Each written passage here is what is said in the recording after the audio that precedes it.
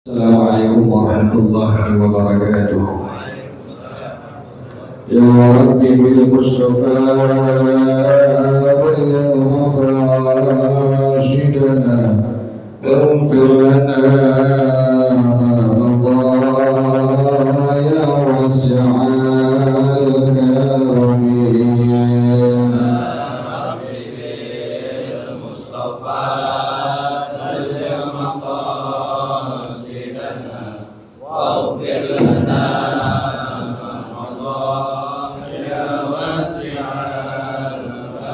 لم يختلف قدرها مطلقا أبدا ومن تثاءب أصلا في مدى الزمن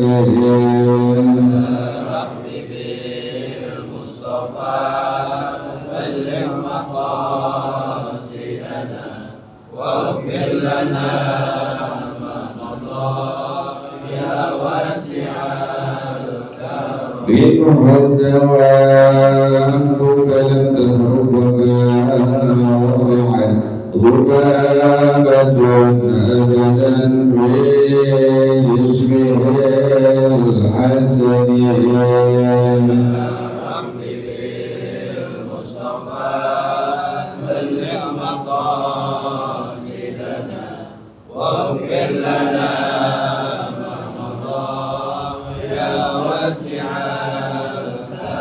بخلفه كما من رؤية ثبت ولا رواية من العالمين ربي المصطفى بلغ مقاصدنا واغفر لنا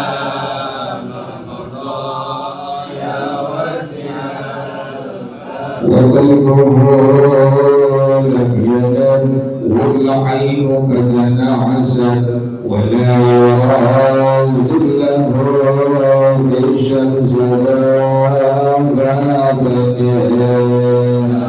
ربي بالمصطفى بلغ مقاصدنا واغفر لنا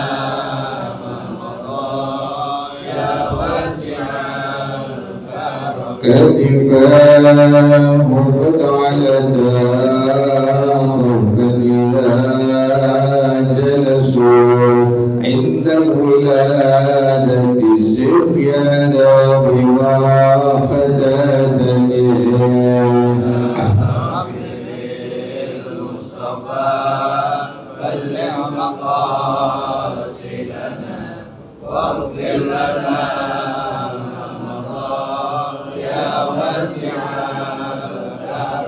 هذه الخصائص وهدها تكون آمنا من شر نار وسراق ومن محن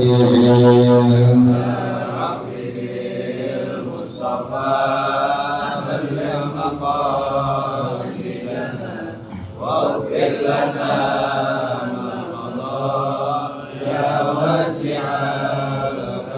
مولاي صل وسلم دائما أبدا على حبيبك خير الخلق كلهم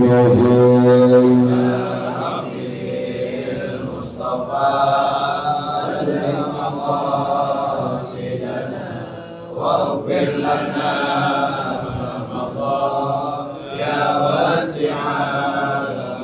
محمد سيد الكونين والثقلين والفريقين من عرب ومن عجم المصطفى بلغ مقاصدنا واغفر لنا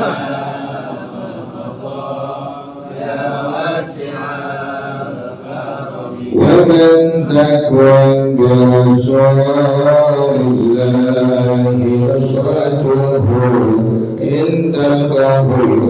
في آجامها تجري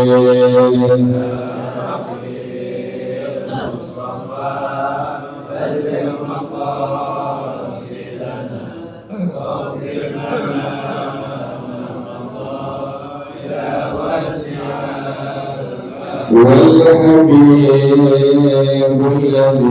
الذي ترجى شفاعته لكل حول من الأهوال وكذا حبيب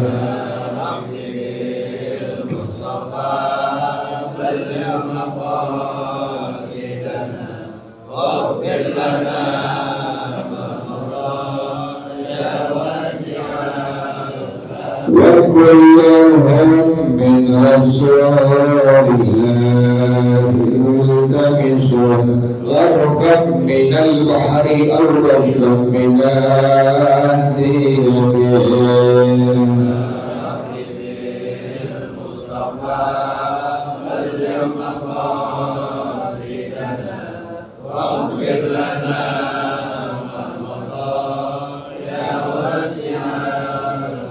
يا نفس لا تقبضي من زلة عظمى إن الكبائر في غفرانك اللامنين ربي بالمصطفى بلغ مقاصدنا واغفر لنا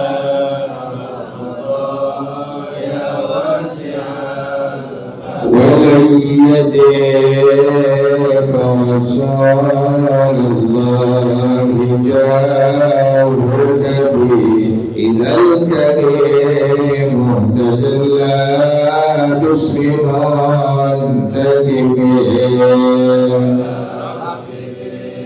المصطفى بلغ مقاصدنا واغفر لنا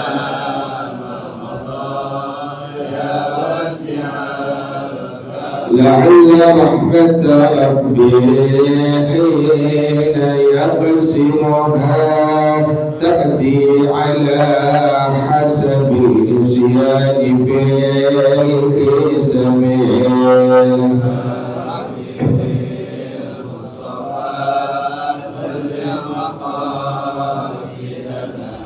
واغفر لنا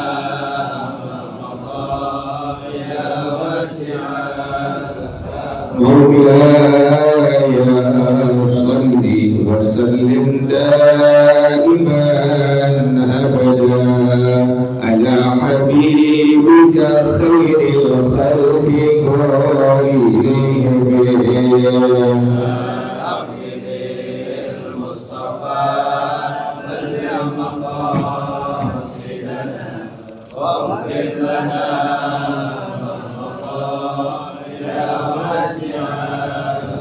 اللهم صل وسلم وبارك عليه وعلى آله فاتحة رسول الله صلى الله عليه وسلم ثم إلى أرواح أبده وإخوانه من الأنبياء والمرسلين والصحابة أجمعين والعلماء العاملين ثم إلى أرواح آبائنا وأمهاتنا وأجدادنا وجداتنا ومشايخنا ومعلمين في الدين ولجميع المسلمين والمسلمات والمؤمنين والمؤمنات وسلم شيخ رب أرواحنا الحبيب عبد الرحمن بن أحمد السلام له شيخنا رب أرواحنا الحبيب علي بن الحبيب عبد الرحمن السلام له شيخنا رب أرواحنا إهدي أدب بالجهد والخير وإلى رب عليك وإلى الشيخ ذي عبد العزيز البليغي الشافعي وأصولهم وقرارهم أن الله تغشاهم بالرحمة والمغفرة أن الله يغفر لهم ويرحمهم ويعلي درجتهم بالجنة ويعين علينا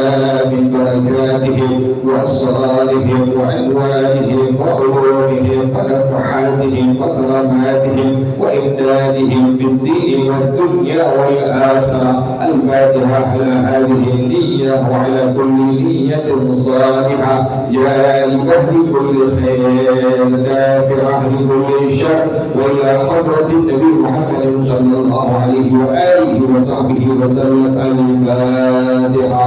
أعوذ بالله من الشيطان الرجيم. بسم الله الرحمن الرحيم. الحمد لله رب العالمين الرحمن الرحيم مالك يوم الدين إياك نعبد وإياك نستعين اهدنا الصراط المستقيم صراط الذين أنعمت عليهم غير المغضوب عليهم ولا الضالين آمين. اللهم صل وسلم على سيدنا محمد الفاتح لما أغلق الخاتم لما سبق الناصر الحق بالحق والهادي إلى صراطك المستقيم وعلى آله وصحبه حق قدره وبداره العظيم. اللهم أخرجنا من ظلمات الوهم وأكرمنا بنور الفهم وافتح علينا بمعرفة العلم وحسن أخلاقنا بالحلم وسهل لنا أبواب فضلك وانشر علينا من خزائن رحمتك يا أرحم الراحمين. بسم الله الرحمن الرحيم. ونبش وجوبا قبر من دفن بلا طهارة لغسل أو تيمم. نعم إن تغيرا ولو بندن حرما ولأجل ما للغير كأن دفن في ثوب مغصوب أو أرض مغصوبة. إن طلب المالك ووجد ما يكفن أو يدفن فيه وإلا لم يجوز النبش أو سقط فيه متمول وإن لم يطلبه مالكه لا للتكفين. إن دفن بلا كفن ولا للصلاة بعد إهالة التراب عليه. والله أعلم بالصواب. بسم الله الرحمن الرحيم. الحمد لله رب العالمين والصلاة والسلام على أشرف الأنبياء والمرسلين وعلى آله وصحبه أجمعين. قال الشيخ الإمام المؤلف رحمه الله وأدام النفع به بركات علومه وبقرب الدارين آمين. قال رضي الله تعالى عنه. بسم الله الرحمن الرحيم. Para jemaah sekalian, kita melanjutkan pengajian kita masih bicarakan tentang hal-hal yang berkaitan dengan jenazah yang dikutip dari kitab Fathul Mu'in yang dikarang oleh Syekh Zainuddin bin Abdul Aziz Al-Mulaybari atau Al-Malibari Asy-Syafi'i radhiyallahu anhu wa rahimah.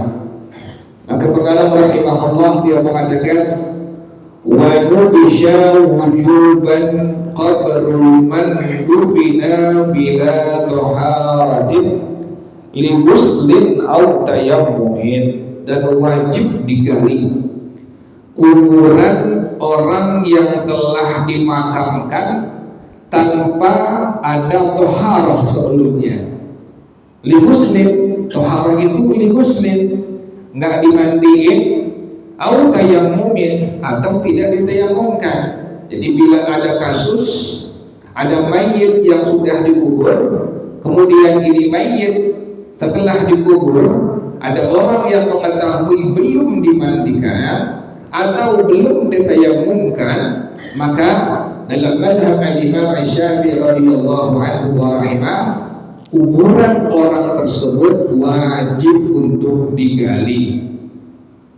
Naam, akan tetapi, naam, kalau kita kata para ulama, artinya bukan iya, tetapi maknanya lil istidrak, mengandung pengertian akan tetapi.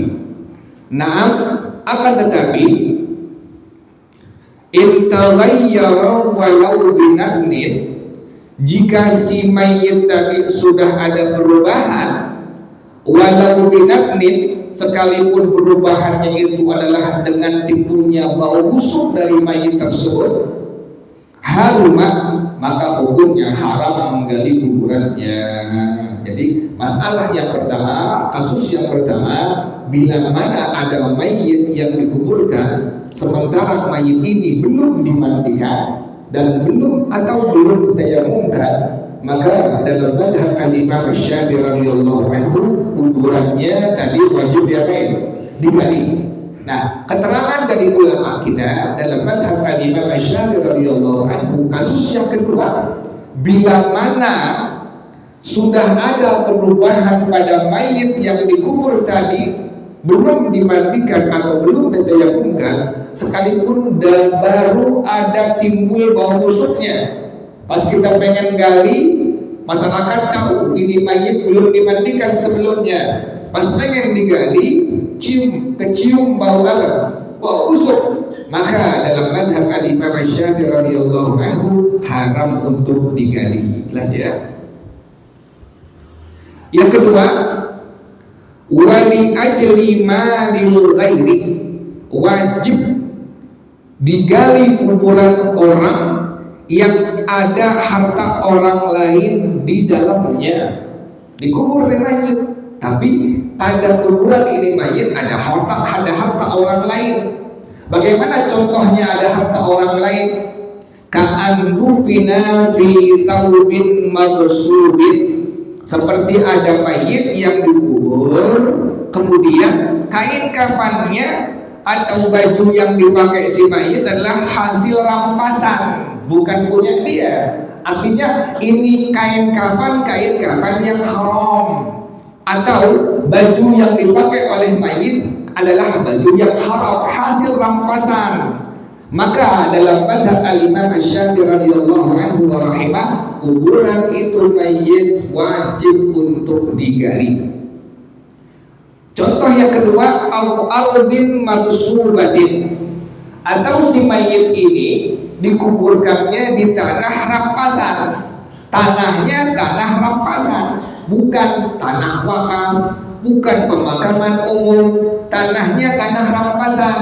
Maka dalam mazhab al-Imam Asy-Syafi'i radhiyallahu anhu, si mayit tadi kuburannya wajib untuk digali. Syaratnya in talabal maliku, jika orang yang punya kain kafan tadi, atau orang yang punya baju tadi, atau orang yang punya tanah tadi, dia menuntut untuk dikembalikan bajunya, kain kafannya, atau tanahnya. Yang punya datang, yang punya nuntut, saya pengen baju yang dipakai oleh si mayit saya minta. Atau yang punya tanah langsung datang, langsung nuntut, ini tanah saya nggak mau ada orang yang dikuburkan di sini.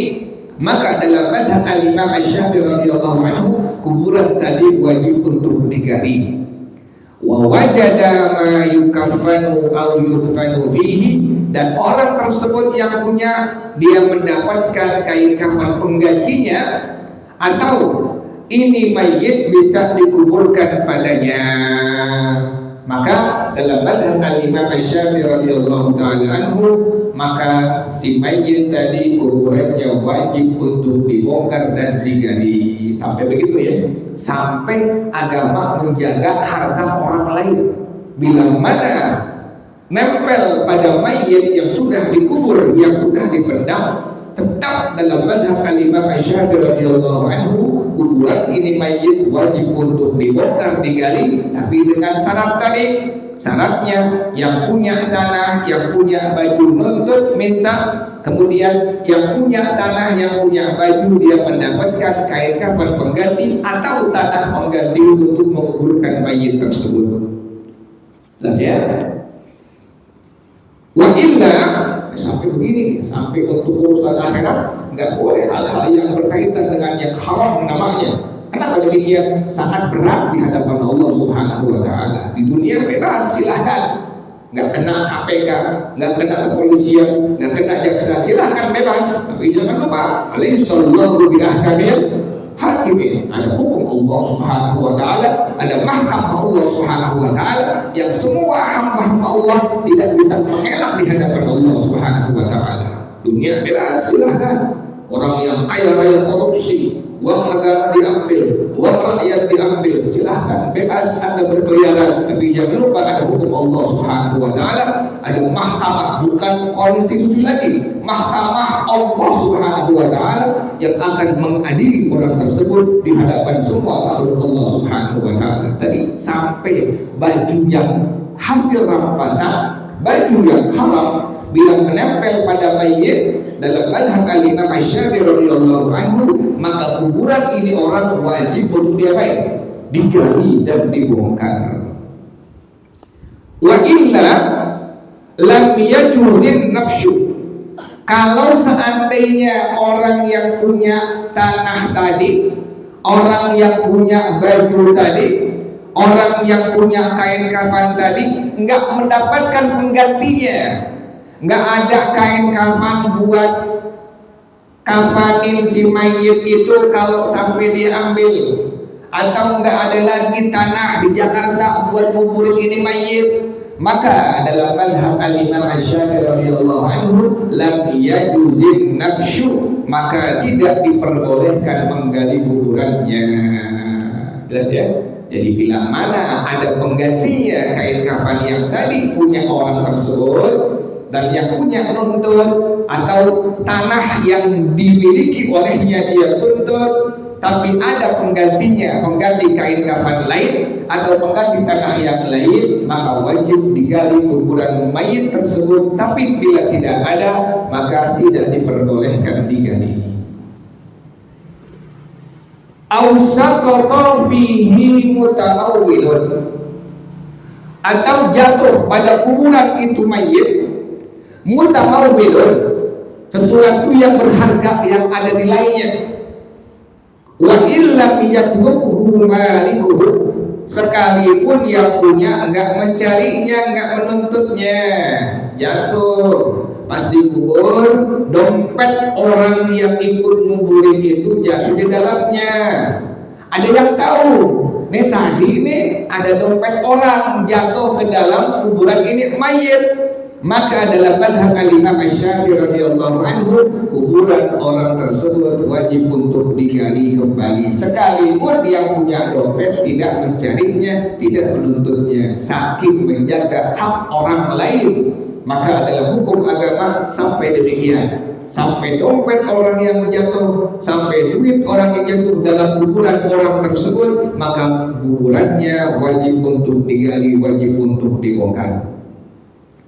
La litakfiri in dufina bila kafnin, tidak boleh untuk digali bila hanya untuk mengkafankan. Jika si mayit dimakamkan tanpa dikafankan, nggak boleh. Nah, orang tahu nih, ini orang yang meninggal dikuburin tapi belum diapain, belum dikafanin, maka dalam madhab al-Imam Asy-Syafi'i radhiyallahu anhu nggak boleh digali kuburannya. Wala lis-salati, dan juga tidak diperbolehkan digali kuburan orang yang sudah dimakamkan yang belum disolatkan. Ba'da ihalatit turabi alaih, setelah sudah tanahnya diuruk, habis diuruk orang tahu ya tadi belum diapain, belum sholatin, nggak perlu digali. Kenapa demikian? Boleh mensolatkannya di atas kuburannya, jadi boleh, nggak masalah tuh. Kalau antum semua kedapatan ada kerabat, tetangga, saudara yang antum belum sempat untuk mensolatkannya di masjid, di mushola, baru sempat pas sampai di tempat lokasi mayit itu sudah diapain? Sudah dikuburin, sudah diratakan tanahnya, boleh sholat di atas kuburannya dalam madhab al-Imam Asy-Syafi'i radhiyallahu anhu rahimah. Wallahu a'lam bis-shawab. Al-Fatihah. A'udzubillahi minasyaitonir rajim. Bismillahirrahmanirrahim. Alhamdulillahi rabbil alamin, arrahmanir rahim, maliki yaumiddin. Iyyaka na'budu wa iyyaka nasta'in. Ihdinas shiratal mustaqim. Shiratal ladzina an'amta 'alaihim ghairil maghdubi 'alaihim waladdallin. Amin ya rabbana